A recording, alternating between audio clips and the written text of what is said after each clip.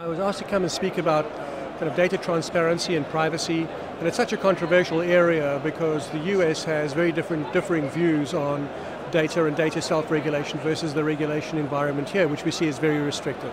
So tell me a little bit about some of the, Europe is a much more sort of conservative market in regards to privacy and things of that nature. Tell me a little bit more about the key differentials that brands need to consider when actually trying to enter this market and leverage data to advertise.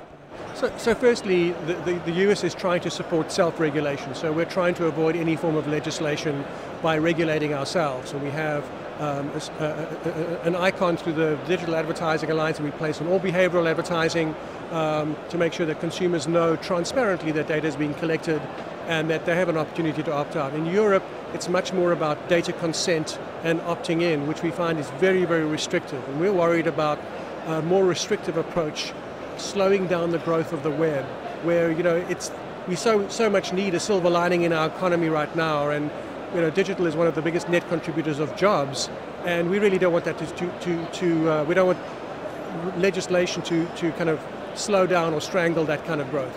So where's your sort of thoughts and impressions? Is there something in the middle? What is your thinking? Do you think self-regulation will work?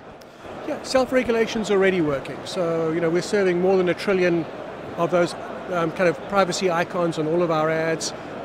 40 million people are going to the Ad Choices website.